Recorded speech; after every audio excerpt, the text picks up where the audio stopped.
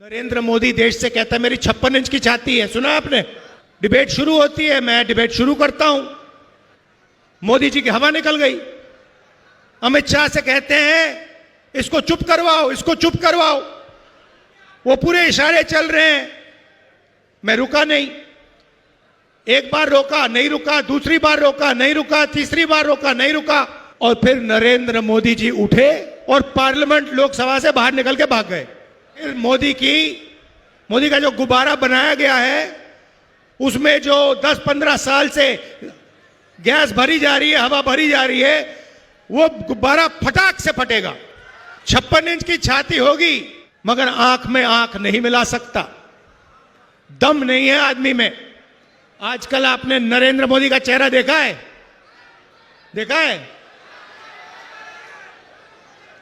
हवा निकल गई है। उनका चेहरा देखो ठीक से, वो मेरी आंख में आंख नहीं मिला सकते हैं।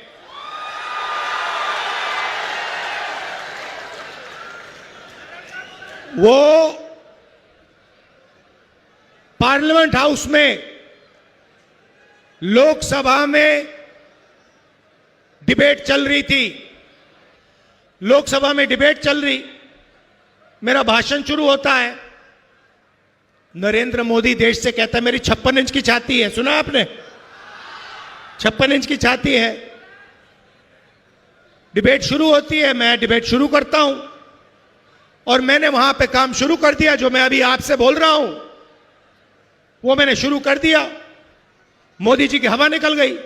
कहां महात्मा गांधी, कहां जवाहरलाल नेहरू, कहां सरदार पटेल, कहां अंबेडकर जी, कहां इंदिरा गांधी जी, जो कभी नहीं झुके, कभी नहीं। 15-15 साल जेल गए, शहीद हो गए, मगर झुके नहीं। और कहां आज का प्रधानमंत्री जो अमेरिका के राष्ट्रपति को सलूट मार के सर बोलता है। भाइयों और बहनों, बीजेपी ने और नरेंद्र मोदी ने एक नया राजनीतिक सिस्टम निकाला था। आइडिया क्या था कि पूरा का पूरा फाइनेंस, पार्टी का जो पैसा है, पूरा का पूरा एक जगह रख दो। कौन सी जगह? अदानी। तो उन्होंने क्या किया? उन्होंने, नरेंद्र मोदी ने बीजेपी को अदानी कंपनी से जोड़ दिया। अदानी के लिए बीजेपी काम करवाती है और अदानी पैसा, सपोर्ट, मीडिया, फाइनेंस सारा का सारा बीजेपी को देती है। यह इनका सिस्टम है। तो सचमुच में यह अदानी कंपनी नहीं है, इसका नाम मोदानी कंपनी होना चाहिए। अंबेडकर जी को हम याद करते हैं। अभी हमने अंबेडकर जी पर फूल चढ़ाए, उनकी फोटो पर फूल चढ़ाए।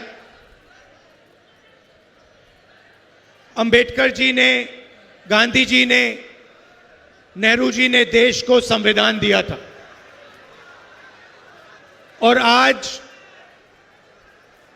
नफरत भरी विचारधारा, बीजेपी की, आरएसएस की नफरत फैलाने वाली विचारधारा संविधान को खत्म करने की कोशिश कर रही है, संविधान को मिटाने की कोशिश कर रही है। सीधा सामने आकर संविधान पर आक्रमण नहीं कर सकते हैं, मगर जहां भी इनको मौका मिलता है ये संविधान पर आक्रमण करते हैं। संस्थाओं में अपने लोगों को बैठाते हैं, वोट चोरी करते हैं, लोकतंत्र को खत्म करने की कोशिश करते हैं।